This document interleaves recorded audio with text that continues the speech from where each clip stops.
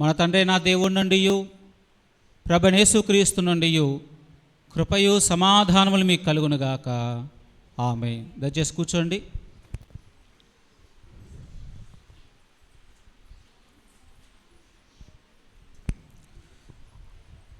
క్రీస్తునందు ప్రియ దేవుని సంగమా, దేవుని బిడ్డలారా, ఈ సమయంలో చేరువచ్చిన మీ అందరికీ ప్రభును రక్షకుడైన యేసుక్రీస్తు నామములో శుభాలు తెలియజేస్తూ ఉన్నాను. మంచిది ప్రియులారా, ఈ జూన్ మాసము చివరి ఆదివారంలోకి దేవుడు నిన్ను నన్ను సజీవు లెక్కలో ఉంచి ప్రవేశపెట్టాడు. అంతేకాకుండా ఈ రీతిగా ప్రభు సన్నిధానములో మనం చేరుకొని ఆయన నామాన్ని స్తుతించే గొప్ప భాగ్యం దేవుడు నీకు నాకు ఇచ్చాడు. అందుని బట్టి ఆయనకే వేలాది స్తోత్రాలు తెలియజేస్తూ ఉన్నాను. ప్రియులారా, ఈరోజు త్రిత్వం తర్వాతి 4వ ఆదివారంలోకి మనం ప్రవేశించాం. ఈ ఆదివారం కొరకు చదువుకున్న లేఖన భాగాలు పాత నిబంధన పాఠ్య భాగంలో యెషయా గ్రంథము 58వ అధ్యాయము 6 నుండి 12 వచ్చిన భాగాలు చదువుకున్నాం.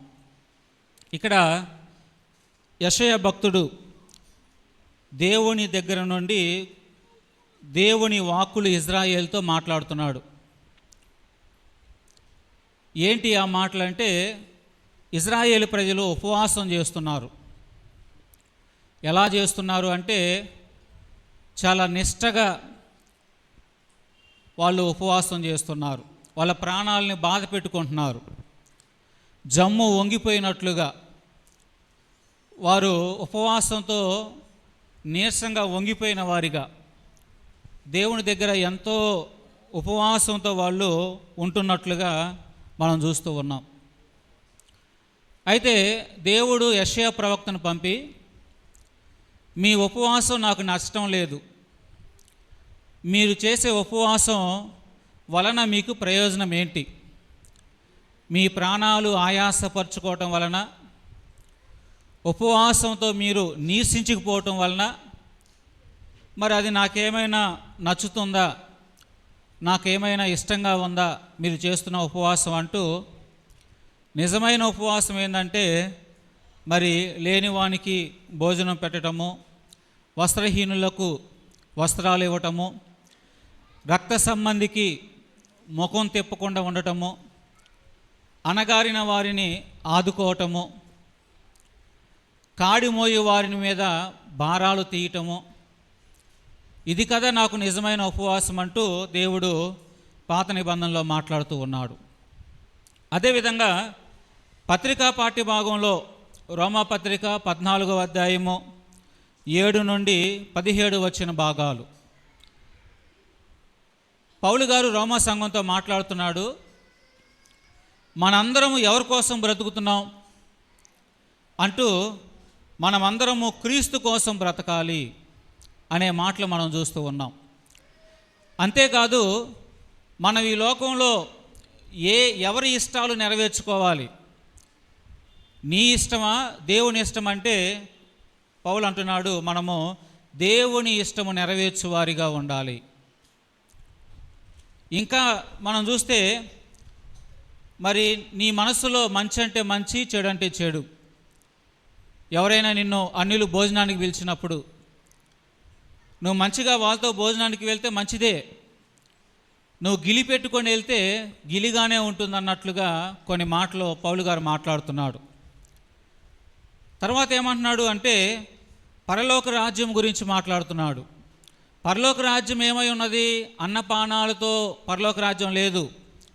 పరలోక రాజ్యం అనేది నీతి, సమాధానము, పరిశుద్ధ ఆత్మ లేదంటే పరిశుద్ధత కలిగినదై ఉందంటూ పౌలు గారు చెబుతున్నాడు. అదేవిధంగా సువార్త వాక్య భాగంలో మత్తయి సువార్త 5వ అధ్యాయము 43 నుండి 48 వచ్చిన భాగాలు, ఇక్కడ కూడా యేసుక్రీస్తు వారు ప్రేమ గురించి మాట్లాడుతున్నాడు. మనము మన పొరుగు వారిని ప్రేమించాలి, శత్రువులను ప్రేమించాలి, మన పగస్తుల గురించి ప్రార్థన చేయాలి. ఎందుకు మనం చేయాలంటే, దేవుడు కూడా మంచివారి మీద చెడ్డవారి మీద సూర్యుడు ఉదయింపజేస్తున్నాడు. మంచివారి మీద చెడ్డవారి మీద వర్షం పడుతుంది, అందరికీ దేవుడు అన్నీ ఇస్తూ ఉన్నాడు. మరి అందరినీ దేవుడు ప్రేమిస్తున్నాడు కాబట్టి దేవుని బిడ్డలుగా మనం కూడా మన పొరుగు వారిని, శత్రువులను, చెడ్డ వాళ్ళను, మంచి వాళ్ళను అందరిని కూడా మనం ప్రేమించాలి. ప్రేమిస్తే ఫలం ఉంటుంది, ఆశీర్వాదం ఉంటుందని లేఖనంలో చెప్పబడుతుంది. ప్రియులారా, ఈరోజు మనకి ఇవ్వబడిన 3 లేఖన భాగాల నుండి మన అంశము లోకములో దేవుని ప్రేమ కలిగి జీవిస్తున్నామా అనే అంశాన్ని మనం ధ్యానించుకుందాం. లోకంలో దేవుని ప్రేమ కలిగి జీవిస్తున్నామా? ప్రియులారా, ఈరోజు 3 లేఖన భాగాలు మనం పరిశీలిస్తే 3 లేఖన భాగంలో నుండి దేవుడు మాట్లాడుతుంది ఏంటంటే మనల్ని ప్రేమ కలిగి ఉండమని వాక్యం సెలవిస్తూ ఉన్నది. 3 లేఖన భాగాలు మనల్ని ప్రేమ కలిగి ఉండమని సెలవిస్తూ ఉన్నాయి. ప్రేమ లేకుండా మనం ఎంత భక్తి చేసినా, ఎంత ఉపవాసాలు ఉండినా, ఎంతగా మనం దేవుణ్ణి స్తుతించినా ప్రేమ లేకపోతే ఆ భక్తి, ఆ ఉపవాసము, ఆ స్తుతి నాకు అంగీకారము కాదని దేవుడు ఈరోజు మాట్లాడుతున్నాడు. ప్రియులారా, కాబట్టి ప్రేమ కలిగి ఉండటానికి మనం ముందుకు రావాలని దేవుడు కోరుకుంటున్నాడు. మనం దేవుని ప్రేమను కలిగి జీవించాలి. ఈ లోకంలో క్రీస్తు బిడ్డలుగా, యేసుక్రీస్తునందు విశ్వాసం ఉంచిన విశ్వాసులుగా ఖచ్చితంగా మనలో ప్రేమ ఉండాలి. అందుకే అపోస్తలుడైన పౌలు ఏమన్నాడు? కొరింథీయులకు రాసిన పత్రికలు ఏమంటాడు ఆయన? దేవదూతల భాషలతో నేను మాట్లాడినా, మరి అక్కడ మాట్లాడుతూ ఉంటాడు ఆయన. భక్తి గలవాడినై నందున, లేదంటే భూమిని తలకిందులు చేసే కార్యాలు చేసిన, నేను ఎంత భక్తునైనా ప్రేమ లేని వాడినైతే నేను వ్యర్థుడని పౌలు ఎన్నో మార్లు లేఖనాల ద్వారా మనతో మాట్లాడుతూ ఉన్నాడు. అంటే భక్తిలో ప్రేమ అనేది చాలా ప్రాముఖ్యమైనది. భక్తి చేయటము ఇంపార్టెంటే కాదంటలేదు, కానీ ప్రేమ లేని భక్తి దేవునికి అవసరం లేని భక్తి. ప్రేమ కలిగిన భక్తి దేవుడు ఆశీర్వదిస్తాడు. ఎప్పుడైతే మనము ప్రేమ కలిగి దేవుని యందు విశ్వాసం ఉంచుతామో ఆ భక్తి చాలా ఉన్నతంగా ఉంటుందని దేవుడు చెబుతున్నాడు. ఎలా ఉంటుందంటున్నాడు అంటే, పిల్లారా 58వ అధ్యాయము చూడండి, 8వ వచనంలో చివరి లైన్లో ఉంటుంది, స్వస్థత నీకు శీఘ్రముగా లభించును, నీ నీతి నీ ముందర నడుచును, యెహోవా మహిమ నీ సైన్యపు వెనుకటి భాగమున కావలి కాయును. అంటే దేవుని సైన్యం అంటండి మన వెనుక ఉండి మనకి కావలి కాస్తూ ఉంటారంట. ఎప్పుడు కావలి కాస్తారంటే భక్తిలో ప్రేమ కలిసినప్పుడు. భక్తిలో ప్రేమ కలిసినప్పుడు దేవునికి ఆ భక్తి నచ్చిద్ది. దేవుడు మన వెనక తన సైన్యము నుంచి ఎప్పుడు మనల్ని కాపాడుతూ ఉంటాడంటండి. అంటే ఈరోజు మనకి ఇవ్వబడిన పాత నిబంధన ప్రకారంగా లేఖనాన్ని మనం పరిశీలించినప్పుడు, వాక్యాన్ని మనం ఆలోచించినప్పుడు ఇజ్రాయేలు ప్రజలు ఉపవాసం చేస్తున్నారు. ఈరోజు ఉపవాసం అంటే చాలా రకాలైన ఉపవాసాలు ఉన్నాయండి. ముస్లిమ్స్ ఉపవాసం చేస్తారు, కనీసము నోట్లో ఉమ్ము కూడా వాళ్ళు మింగరు, ఆ ఉమ్ము ఊసి వేస్తారు. అదేవిధంగా కొంతమంది ఉపవాసం చేస్తారు, మంచినీళ్ళు మాత్రం తాగుతూ ఉపవాసం చేస్తారు. కొంతమంది ఏమో కొంచెం పండ్లు, ఆ ఫ్రూట్స్ తింటూ ఉపవాసం చేస్తూ ఉంటారు. కొంతమంది ఒక పూట భోజనం చేసి ఉపవాసం చేస్తూ ఉంటారు. ఇక్కడ ఇశ్రాయేలు ప్రజలు కూడా వాళ్ళ ఉపవాసం ఎటువంటిదంటే వాళ్ళు కూడా ఉమ్మి కూడా మింగరండి. వాళ్ళ నోట్లో ఉండే ఉమ్ము వాళ్ళు మింగరు, ఉమ్ము ఊసివేస్తారు. అంటే వాళ్ళ ఉపవాసం ఎంత నిష్టగా, గరిష్టగా, ఎంత కఠినమైనదిగా ఉందంటే వాళ్ళు నోట్లో నుండి వచ్చే ఉమ్మును కూడా వాళ్ళు మింగకుండా కఠినమైన ఉపవాసం చేసేవారిగా మనం చూస్తున్నాం. ప్రియులారా, కఠినమైన ఉపవాసము. కాబట్టి ఇక్కడ వీళ్ళు కూడా ఇటువంటి ఉపవాసం చేస్తున్నారు. ప్రభు ఏమంటున్నాడు 5వ వచనంలో చదవండి ఒకసారి. 5, అట్టి ఉపవాసము నాకు అనుకూలమా, మనుష్యుడు తన ప్రాణమును బాధపరుచుకొనవలసిన దినము అట్టిదేనా? ఒకడు జమ్ము వలె తల వంచుకొని, గోనె పట్ట కట్టుకొని, బూడిద పరుచుకొని కూర్చుండట ఉపవాసమా? చాలండి. అంటే వాక్యము మనకు చెప్పే సత్యం ఏంటంటే, వాళ్ళు ప్రాణాన్ని బాధపరుచుకుంటున్నారు ఉపవాసం ద్వారా, ప్రాణాన్ని ఆయాసపరుచుకుంటున్నారు. అంతేనా అంటే, ఒకడు జమ్ము వలె తల వంచుకొని, అంటే జమ్ము వలె తల వంచుకొని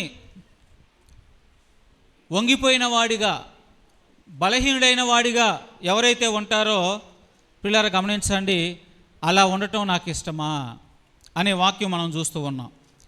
అంటే దేవుడు ఏమంటున్నాడంటే, ప్రేమ లేకుండా ఉపవాసాలు చేసిన, ప్రాణాన్ని ఆయాసపరుచుకున్న, కష్టపెట్టుకున్న పిల్లలు గమనించండి, దేవునికి అది ఇష్టం లేనిదై ఉంటుంది, దేవునికి ఇష్టం కానిదై ఉంటుంది ప్రియులారా.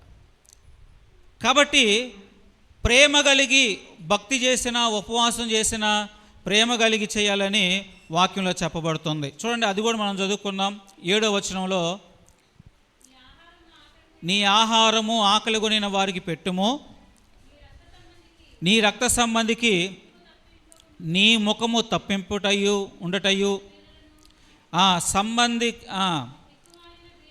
దిక్కుమాలిన బేదలను నీ ఇంట చేర్చుకున్నటయు, వస్త్రహీనుడు నీకు కనపడినప్పుడు వానికి వస్త్రములు ఇచ్చుటయు, ఇదియే కదా నాకు ఇష్టమైన ఉపవాసము.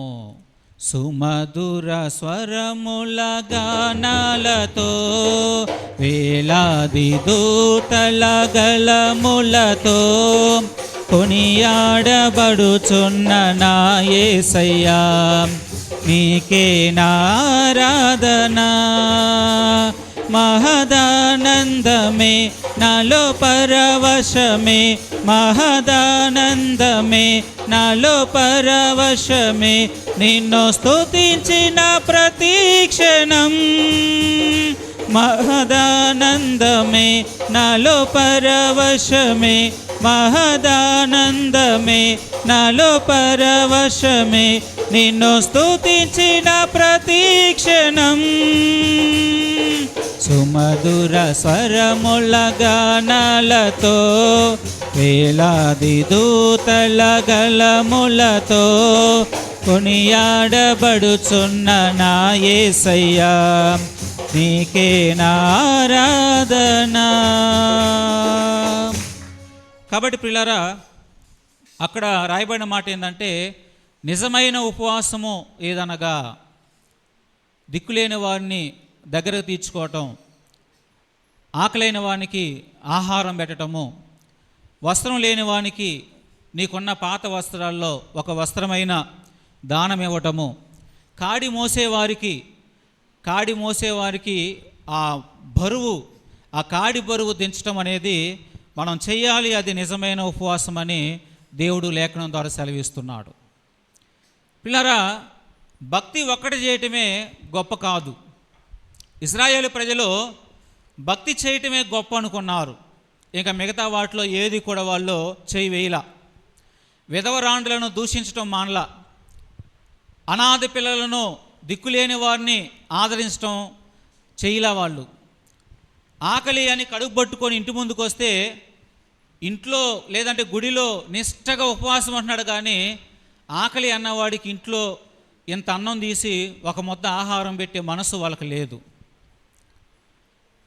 భక్తేమో చాలా గొప్పగా చేస్తున్నారు, ఉమ్ము కూడా మింగకుండా, ఉమ్మును కూడా ఊస్తూ దేవుని దగ్గర ఎంతో కఠినమైన ఉపవాసము, కఠినమైన భక్తిని చేస్తున్నారు. కానీ పొరుగు వారిని ప్రేమించలేని కఠినాత్ములుగా వాళ్ళు ఉన్నారు. అంటే పాత నిబంధనలో మనం దేవుడు ఏం చెబుతున్నాడంటే, భక్తే కాదు ప్రేమ కూడా ఉండాలని చెబుతున్నాడు. భక్తి సరిపోదంటున్నాడు దేవుడు. పిల్లారా, భక్తితో పాటు నీ పొరుగువాని ఎడల నీకు ప్రేమ ఉండాలి. ఆ ప్రేమ ఎటువంటిది ఉండాలంటే, నీ పొరుగువాని అవసరతలు తీర్చే ప్రేమై ఉండాలి. అలా ఉన్నప్పుడే నేను నిన్ను అంగీకరిస్తాను. అలా ఉన్నప్పుడే నీ ప్రార్థన నేను ఆలకిస్తాను, నీ మొర నేను వింటాను, నీవు నాకు ఇష్టడుగా ఉంటావు, అది నాకు ఇష్టమైన భక్తి, అప్పుడు నువ్వు దీవించబడతావంటూ మరి వాక్యంలో సెలవివ్వబడుతుంది ప్రియులారా. అంతేకాకుండా 6వ వచనం చదవండి. దుర్మార్గులు కట్టిన కట్లను ఇప్పుటయు, కాడిమాను మోకులు తీయుటయు, బాధింపబడిన వారిని విడిపించుటయు, ప్రతి కాడిని విరుగగొట్టటియు నేనేర్పరచుకొనిన ఉపవాసము కాదా? చాలండి.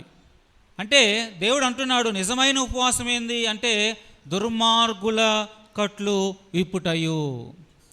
అంటే ఎక్కడ దుర్మార్గం జరుగుతుందో ఆ దుర్మార్గాన్ని ఎదిరించాలి.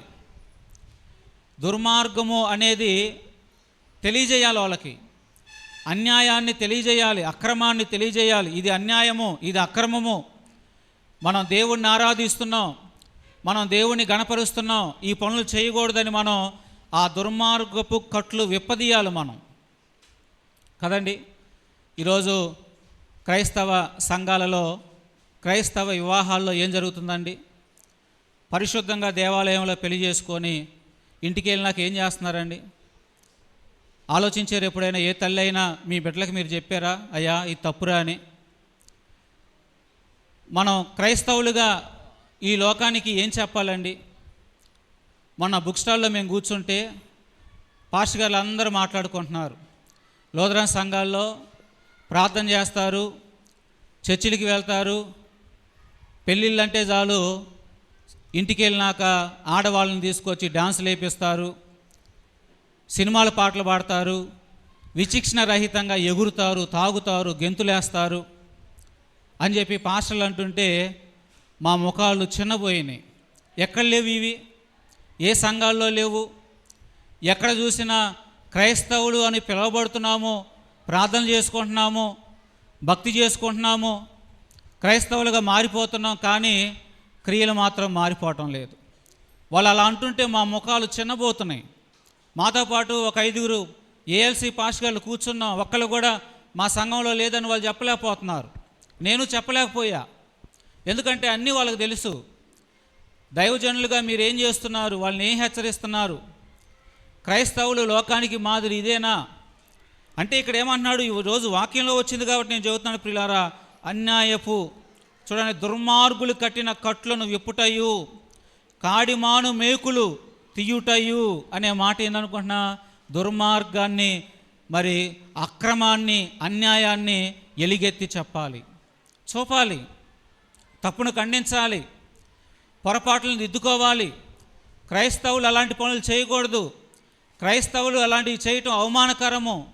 క్రైస్తవులు చేయాల్సింది ఏంటి అంటే, కావాలంటే దేవుని పాటలు వినిపించు, సువార్తను వినిపించు, దేవుని ప్రేమను పంచు, దేవునితో ఉన్న బంధాన్ని పంచు, అంతేగాని అన్యాయము అంటే దేవుని దృష్టిలో అన్యాయమైన, అక్రమమైన పనులు మనం చేయకూడదు.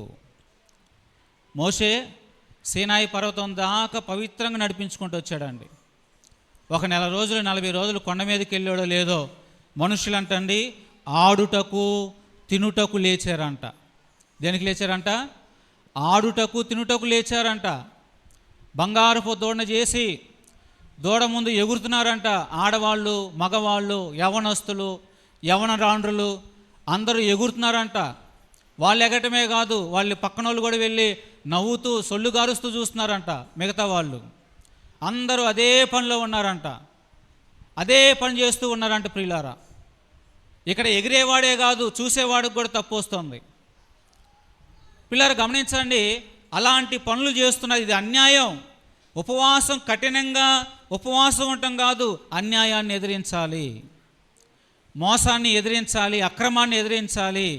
అన్యాయం జరుగుతున్న తల వంచుకొని పోతూ మన ఉపవాసాలు ఏవో మనం చేసుకుంటూ పోతే దేవుడు క్షమించడు. దేవునికి ఇష్టం లేని పనులు అవన్నీ కూడా. గతంలో మా చిన్ననాటి దినాల్లో ఊరేగింపు ఉండేది పండగలకి.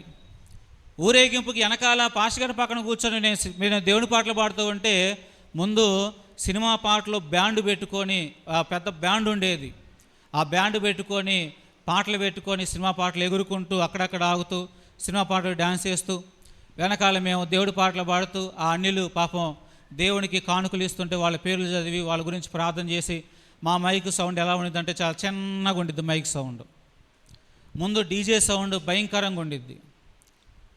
ఈరోజు ఆంధ్ర ఎవెంజలికల్ లూథరన్ సంఘంలో ఇటువంటివి మారిపోయినాయి.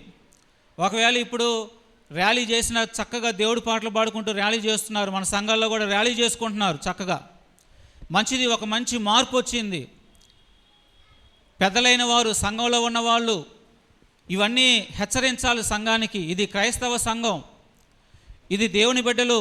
ఈ సంఘంలో ఇటువంటివి చేయకూడదు, మనం చేయకూడనివి మనకొద్దు అని మరి అందరూ దైవజనుడు, సంఘ పెద్దలు అందరూ కూడా సంఘాన్ని కట్టుదిద్దటం చేయాలి. సంఘాన్ని ఒక క్రమంలో నడిపించుకునే విధంగా వాళ్ళకి నేర్పించుకోవాలి. మనం నేర్పించుకొని ఒక పద్ధతిలో మంచిగా మనం ముందుకెళ్ళేవారిగా మనం ఉండాలి. ఇంకా ఇవి జరుగుతూనే ఉన్నాయి. పిల్లలు గమనించండి, ఇక్కడ దేవుడు అంటున్నాడు, మీ ఉపవాసం ఎవరికి కావాలి? అన్యాయపు కట్లు తెంచారా మీరు? కాడి మోకులు తీసారా మీరు అంటూ దేవుడు మాట్లాడుతున్నాడు. అంటే దుర్మార్గం తీసివేసుకోకుండా, అక్రమాన్ని తీసివేసుకోకుండా, మోసాలు తీసివేసుకోకుండా, పాపాన్ని తీసివేసుకోకుండా చక్కగా కఠినమైన ఉపవాసం చేస్తే ఎవరికి కావాలయ్యా మీ ఉపవాసం అని దేవుడు అంటున్నాడు. ఇది మొదటిది. రెండోది ఏంది? ఎదుటి వారిని ప్రేమించటము. అంటే మొట్టమొదటిగా ఏమంటున్నాడంటే అన్యాయము, దుర్మార్గాన్ని ఖండించండి, తీసివేసుకోండి. ఇది మొదటిది. రెండోది ఏంది? నీ పొరుగు వారిని ప్రేమించండి. ఆ పేదవాళ్ళని ప్రేమించి వాళ్ళకి ఆహారం పెట్టండి, వస్త్రం ఇవ్వండి. కాడి మోసే వాళ్ళ బరువులను దించండి. దుఃఖంలో ఉన్నవారిని పరామర్శించండి. ఈ రెండు మీరు చెయ్యండి, అప్పుడు రండి నా దగ్గరికి. అప్పుడు ఏమంటున్నాడంటే ఆ 8వ వచనంలో, వస్త్రహీనుడు నీకు కనబడినప్పుడు వానికి వస్త్రములు ఇచ్చుటయు ఇదే కదా నాకు ఇష్టమైన ఉపవాసము. అలాగున నీవు చేసిన ఎడల నీ వెలుగు వేకువ చుక్కవలే ఉదయించును, స్వస్థత నీకు శీఘ్రముగా లభించును, నీ నీతి నీ ముందర నడుచును, యెహోవా మహిమ నీ సైన్యము వెనుకటి భాగమున కావలి కాయును. ఈ రెండు మానుకొని రండి.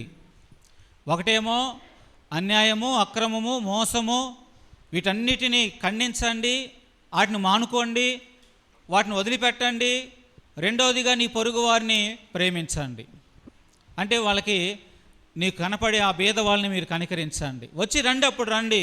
అప్పుడు వస్తే మరి ఎంత అద్భుతంగా ఉంటుందంటే అంటున్నాడు అక్కడ 8వ వచనంలో, అలాగూ నీవు చేసిన నీ వెలుగు వేకువ చుక్కవలే ఉదయిస్తుందంటండి. అంటే మనమంట వేకువ చుక్కల వలె ఉంటామంటండి. అంటే వేకువజామున చుక్కలు బాగా ప్రకాశవంతంగా ఉంటాయి. అలాంటి ప్రకాశమానంగా నువ్వు ఉంటావు. అంతేనా? నీకు స్వస్థత శీఘ్రముగా లభిస్తుంది. నీకేమైనా అనారోగ్యం ఉన్నా, బాధల్లో ఉన్నా, కష్టంలో ఉన్నా, మరి మరణ పడక మీద ఉన్నా, నీవు అన్యాయానికి దూరంగా ఉండి పొరుగువారిని ప్రేమిస్తూ దేవునితో భక్తి చేస్తే నువ్వు రోగంలోనే ఉండవు, మరణ పడక మీద నువ్వు పండుకోవు, రోగ స్థితిలోనే నువ్వు ఉండవు. ఈ రోగాలన్నీ పోయి స్వస్థత నీకు శీఘ్రముగా లభిస్తుంది. నీ నీతి నీ ముందర నడుచును, అప్పుడు యెహోవా తన సైన్యాన్ని నీ వెనుక ఉంచి నిన్ను కావలి కాస్తాడు. యెహోవా సైన్యం నీ వెనుక్కు వస్తారు. నేను ఎప్పుడు చెబుతూ ఉంటాను, ఆ ఎలీషా సిరియా సైన్యాధిపతి వాళ్ళందరూ ఎలీషాని చంపడానికి వచ్చినప్పుడు ఆ పక్కన శిష్యుడు నయమాను ఉండి ఆ గెహజీ ఉండి అంటాడు, అయ్యా గురువుగారు మనల్ని చంపడానికి వీళ్ళందరూ వచ్చారు, మన పని అయిపోయిందంటే ఎలీషా దేవునికి ప్రార్థన చేస్తాడు, నా శిష్యుడు కళ్ళు తెరవబడినట్లుగా వానికి మనోనేత్రాలు ఇవ్వు తండ్రి అన్నప్పుడు గెహజీకి చూడండి ఆ చుట్టూ ఉన్న గొప్ప సైన్యం, ఆ సిరియా సైన్యం ఏమో ఆ ఎలీషా చుట్టూ ఉంటే ఆ సిరియా సైన్యం చుట్టూ యెహోవా దూతల సైన్యం కమ్ముకొని ఉన్నాయి అంటండి. అగ్ని రథాలు, వాళ్ళంతా అగ్నిమయముగా కత్తులు పట్టుకొని సైన్యం సిద్ధంగా ఉన్నారంటండి. అది సాక్షాత్తు శిష్యుడు చూసి విభ్రాంతి పోయాడు. అంటే దేవుని కాపుదల ఎంత గొప్పగా ఉంటుందా. అవును ప్రియులారా, అన్యాయము, అక్రమము, పాపము మానుకొని మన పొరుగు వాళ్ళను మనం ప్రేమించినప్పుడు, అప్పుడు భక్తి చేసినప్పుడు దేవుడు మన వెనకాల గొప్ప సైన్యంగా మనకు కావలి కాస్తాడు. మనకి ఏ హాని రాకుండా, ఏ కీడు తగలకుండా, ఎటువంటిది మన జోలికి రాకుండా దేవుడు మనల్ని కాపాడుతాడు ప్రియులారా. ఇటువంటి భక్తి మనం చేయాలి, ఇటువంటి భక్తిలో మనం ఉండాలి. అలాంటి భక్తి దేవునికి ఇష్టమైందిగా ఈరోజు పాత నిబంధనలో మనం చూస్తున్నాం ప్రియులారా. అంటే ఎదుటి వారిని ప్రేమించే భక్తి దేవునికి ఇష్టము. ఎదుటి వారిని తృణీకరించి ఎదుటి వారితో మనస్పర్ధలుగా ఉంటూ భక్తి చేస్తే అది నాకు ఇష్టం లేదని అంటున్నాడు దేవుడు. కాబట్టి మనం అలాగూ పొరుగు వారిని ప్రేమిస్తూ ఆపదలో ఉన్నవానికి మనకు తగ్గట్లుగానే మన ఆస్తులన్నీ తీసుకెళ్ళమని దేవుడు అంటలేదు. నువ్వు చేయగలిగినంతట్లోనే నువ్వు చేస్తూ ఉన్నప్పుడు, భక్తి చేస్తున్నప్పుడు నేను నిన్ను దీవిస్తాను అని అంటున్నాడు. సుమధుర స్వరముల గానాలతో వేలాది దూతల గళములతో కొనియాడబడుచున్న నా యేసయ్యా, నీకే ఆరాధన. ఎడారి త్రోవలోనే నడచిన, ఎరుగని మార్గములో నన్ను నడిపిన, నా ముందు నడచిన జయవీరుడా, నా విజయ సంకేతమా. ఎడారి త్రోవలోనే నడచిన, ఎరుగని మార్గములో నన్ను నడిపిన, నా ముందు నడచిన జయవీరుడా, నా విజయ సంకేతమా. నీవే నీవే నా ఆనందము, నీవే నీవే నా ఆధారము, నీవే నీవే నా ఆనందము, నీవే నీవే నా ఆధారము. సుమధుర స్వరముల గానాలతో వేలాది దూతల గళములతో కొనియాడబడుచున్న నా యేసయ్యా, నీకే నా ఆరాధన.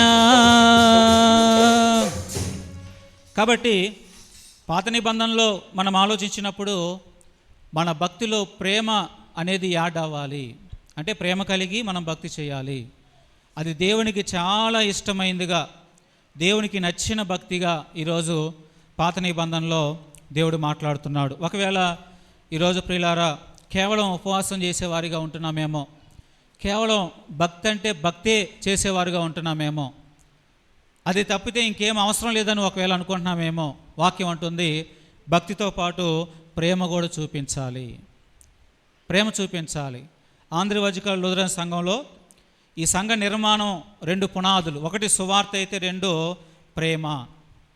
ఎలాగండి ప్రేమ అంటే, ఫాదర్ హయ్యర్ గారు సువార్త ప్రకటించడమే కాదు, ఆయన కనపడిన వాళ్ళందరినీ, అనాథుల్ని ఆయన దగ్గరికి తెచ్చుకున్నాడు. విధవరాండ్రులను దగ్గరకు తెచ్చుకున్నాడు. కుంటివాళ్ళు, గుడ్డివాళ్ళు, కుష్టివాళ్ళు అందరిని కూడా దగ్గరకు తెచ్చుకున్నాడు. చూడండి, అనారోగ్యంతో ఉన్న వాళ్ళని కూడా ఆయన అంటండి మరలా జర్మనీ వెళ్ళిపోయి వైద్యం నేర్చుకొని మరలా ఇండియా వచ్చాడంట. అది ఎంత ఆశ్చర్యమో మీరు చూడండి. ఆయన కళ్ళ ముందు ఒకప్పుడు మన బ్రతుకులు ఎలా ఉన్నాయంటే, మురికి కాలువల మీద మనం ఉండేవాళ్ళం పూరి గుడిసెల్లో. ఆ మురికి కాలువల్లో పైన చొక్కా ఉంటే కింద నిక్కరు ఉండదు, కింద నిక్కరు ఉంటే పైన చొక్కా ఉండదు. నిక్కరికి 10 బొక్కలు, చొక్కాకి 100 బెజ్జాలు ఉండేవి అంటండి. మట్టిలో ఉండేవాళ్ళం, మురుగులో ఉండేవాళ్ళం. ఆ మురుగుకి, ఆ మట్టికి, ఆ చండాలానికి రోగాలు వచ్చి పిల్లలు చచ్చిపోయేవాళ్ళు అంటండి ఆ కాలంలో. ఫాదర్ హయ్యర్ గారు సువార్తకు వస్తే భారతదేశంలో పిల్లలు చిన్న చిన్న రోగాలకు వచ్చే పిల్లలు చనిపోతున్నారంట. వాళ్ళు ఆ చిన్నపిల్లల్ని ఎత్తుకొని శ్మశానానికి తీసుకెళ్ళి పాతి పెట్టుకుంటున్నారంట. నుండు నూరేళ్ళు 100 ఏళ్ళు బ్రతకాల్సిన పిల్లలు, ఆరోగ్యవంతంగా బ్రతకాల్సిన పిల్లలు ఇలా చనిపోతున్నారేంటి? ఆయనకు ఆశ్చర్యం వేసింది. ఎవరు పట్టించుకోవటంలా, అసలు వాళ్ళ వైపు చూసే నాదుడే లేడంట. మన ఎల్ల వైపు చూసి నాదుడే లేడంట అండి. పెద్దవాళ్ళు కూడా ఏదైనా రోగం వస్తే చనిపోతున్నారు. ఎందుకు? శుభ్రత లేదు. శుభ్రత అంటే ఏందో మనకు తెలియదు. మనం ఎక్కడుంటున్నామో, మన పరిస్థితులు ఏందో మనకు తెలియదు. మన బట్టలు, మన స్నానాలు ఇవి మనకు తెలియదు. అలా ఉండటం ద్వారా ఆ క్రిములు, ఆ పురుగులు, రోగాలు మన దేహంలోకి వెళ్ళి చిన్నపిల్లలు చచ్చిపోవటం, పెద్దవాళ్ళు చనిపోవటం, ఎన్నో బాధలు అనుభవిస్తుంటే ఈయన వెళ్ళి మళ్ళీ డాక్టర్ చదువుకొని వచ్చాడంట. వైద్యం చదువుకొని వచ్చి మళ్ళీ ఏం చేశాడు? వైద్యం చేయటం ప్రారంభించాడంట. రోగుల దగ్గరికి వెళ్ళాడు. రోగులకి వెళ్ళి వాళ్ళకి, అమ్మా ఇదిగో ఇలా ఉండకూడదు, మనం ఇలా ఉండాలి, ఇదిగో ఈ ఆహారం తినాలి, శుభ్రంగా ఉండండి, వేడి నీళ్ళు తాగండి, నీళ్లు కాచుకొని తాగండి అంటూ కొన్ని జాగ్రత్తలు చెబుతూ వైద్యం చేసేవాడంట ఫాదర్ హయ్యరు. చదువు చెప్పడానికి పిల్లలను ప్రోత్సహించేవాడంట. చదువుకోవాలి మనం అంటూ ఆయన పరిచర్య చేసిన విభాగాల్లో ఇలా ప్రోత్సహిస్తూ సువార్త చేశాడంట అండి. అంటే ఆయనలో ఏముంది? 2 ఉన్నాయి. ఒకటి సువార్త, 2 ప్రేమ. ఒకటి సువార్త, 2 ప్రేమ. అందుకే 200 సంవత్సరాలు అవుతుంది ఈ సంఘం భారతదేశంలో స్థాపించి. ఎంత అద్భుతమైన సంఘంగా దేవుడు దీవించాడంటే ఈ 2 పరిచర్యలు జరుగుతున్నాయి. ఆ ఎన్ఎంఎస్ పండుగని సంవత్సరంలో మనం జరుపుతూ ఉంటాం. ఆ ఎన్ఎంఎస్ పండుగలో ఆ నసరాపేటలో బ్లైండ్ స్కూల్ అని ఉంది, ఇంకా కొన్ని చోట్ల ఆశ్రమాలు ఉన్నాయి. వాటి కోసం ఇవ్వడానికి మరి మనం ప్రతి సంవత్సరం కూడా మన కుటుంబాల్లో కానుకలు తీసిస్తూ ఉంటాం. ఎందుకంటే అది పొరుగు వారిని ప్రేమించి ఇచ్చే కానుక. అది అంటే ఆ పేదవాళ్ళకి మనం ఇస్తున్నాం. అంటే సేవలో 2 రకాలైన సేవ మీద స్థాపించబడింది ఈ సంఘం. కాబట్టి ఇది దేవునికి ఇష్టమైన పని. మనం భక్తి చేయటమే కాదు, పొరుగువారిని ప్రేమించడం కూడా దేవునికి ఇష్టమైన పని. మన పొరుగువారిని ప్రేమించాలి. ప్రేమించడం అంటే ఏంది? వాడి అవసరతలు తీర్చాలి. కష్టాల్లో ఉన్న వాడిని ప్రేమించడం అంటే అవసరతలు తీర్చాలి. అవసరత తీర్చడమే ప్రేమ. నేను ప్రేమిస్తున్నానని ఊరికి ఒక మాట చెప్పుకొని ఇంట్లో పడుకోవటం కాదు. అవసరత తీర్చడమే ప్రేమ. అది ప్రేమకు గుర్తుగా ఉంది. కాబట్టి పిల్లలు గమనించండి, అలాగూ మరి సేవ 2 విధానాల మీద నిలబడిన సేవ మంది. దేవుడు కూడా అదే అంటున్నాడు, మనం పొరుగు వారిని ప్రేమిస్తూ నాకు భక్తి చేయమంటున్నాడు. అదేవిధంగా మత్తయి సువార్తలో కూడా మనం చూస్తే 5:43లో చదివితే, నీ పొరుగువాన్ని ప్రేమించి నీ శత్రువును ద్వేషించమని చెప్పబడిన మాట మీరు విన్నారు కదా. నేను మీతో చెప్పినదేమనగా, మీరు పరలోకమందున్న మీ తండ్రికి కుమారులై ఉండునట్లు మీ శత్రువులను ప్రేమించుడి, మిమ్మల్ని హింసించు వారి కొరకు ప్రార్థన చేయుడి. చాలండి. పాత నిబంధనలో దిక్కులేని వారిని ప్రేమించమంటున్నాడు. కొత్త నిబంధనలో ఇంకో స్టెప్ ఎక్కమంటున్నాడు.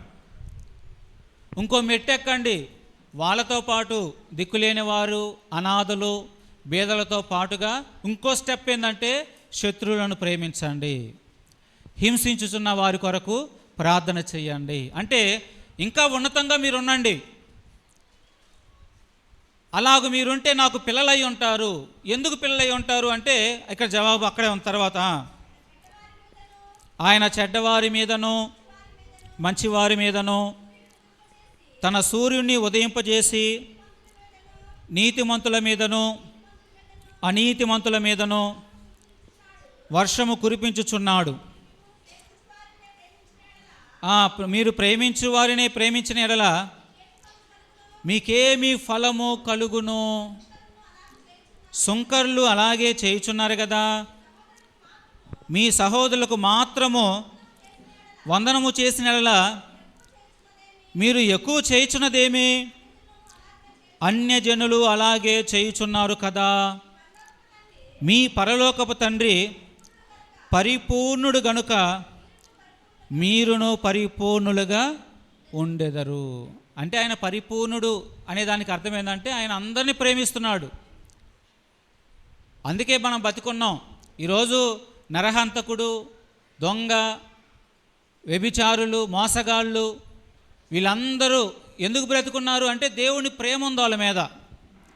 అందుకే తప్పు చేసిన వాళ్ళు బ్రతుకుతున్నారంటే ఆయన ప్రేమిస్తున్నాడు, వాళ్ళకి అవకాశం ఇస్తున్నాడు, మార్పు చెందుతారేమోనని. అలాగే మనం కూడా దేవుడు ఎలాగైతే మంచివారిని చెడ్డవారిని ప్రేమిస్తున్నాడో మనం కూడా మంచివారిని చెడ్డవారిని అందరిని మనం ప్రేమించాలి. అందరి ఎడల మనం ప్రేమ కలిగి ఉండాలి. అలా ఉండటమే మనం పరిపూర్ణులము అవుతాము అని యేసుక్రీస్తు వారు ఇక్కడ సువార్త లేఖన భాగాల్లో చెబుతున్నాడు. ప్రియులారా, మనం అందరినీ ప్రేమించాలి. ప్రేమకు ఏది అడ్డుగా ఉండకూడదు. కులం అడ్డుగా ఉండకూడదు, జాతి అడ్డుగా ఉండకూడదు, వాళ్ళ నీట్నెస్ అడ్డుగా ఉండకూడదు, ఏది అడ్డుగా ఉండకూడదు. ఫేస్బుక్లో ఒక ఆయన ఉంటాడండి, ఆయన ముస్లిమ్స్ అతనండి భలే హెల్ప్ చేస్తాడండి. ఆయన వెళ్ళిపోతాడు, ఎక్కడ కష్టం వస్తుందంటే అక్కడికి వెళ్ళిపోతాడు. ఆ చిన్నపిల్లలు చింపురు జుట్లు వేసుకొని బట్టలు చినిగిపోయి అంత చండాలంగా ఉన్న వెళ్ళి పిల్లల్ని గట్టిగా వాటేసుకుంటాడు. ముసలమ్మల దగ్గరికి వెళ్తాడు, ముసలమ్మల్ని కౌగిలించుకొని ముద్దు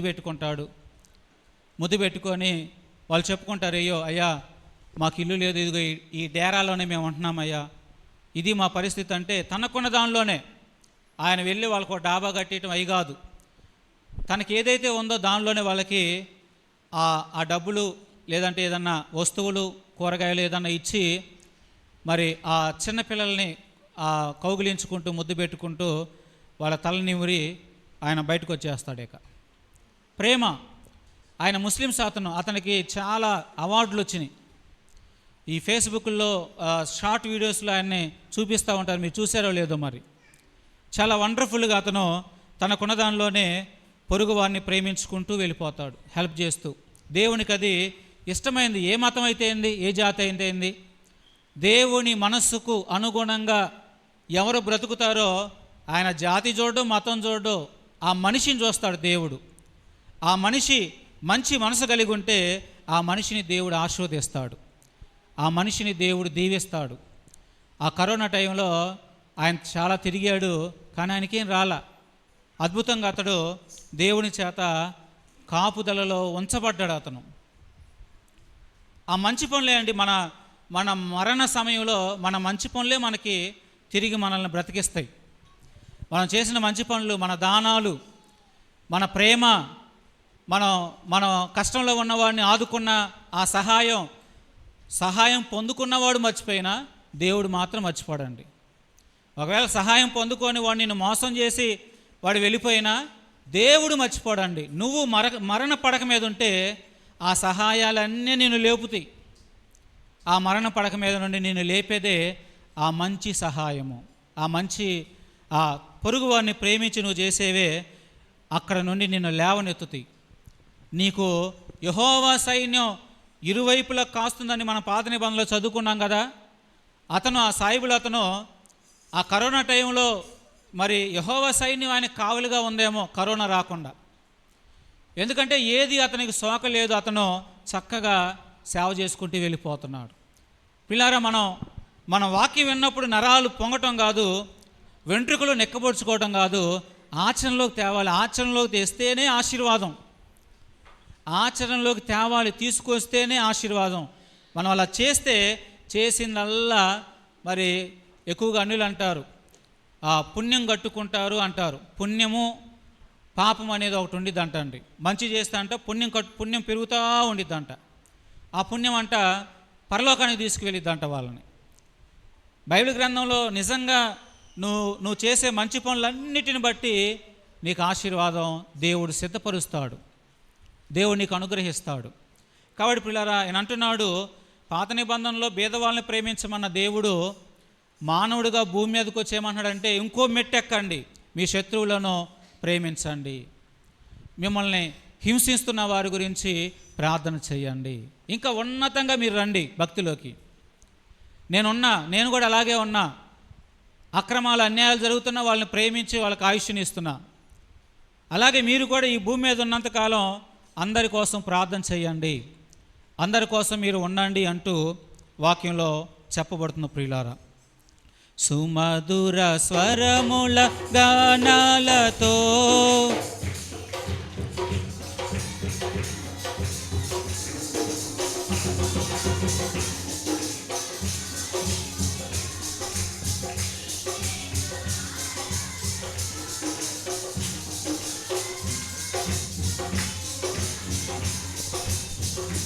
నిన్ను స్తుతి నాలో పరవశమే నిన్ను స్తుతించిన ప్రతి క్షణం.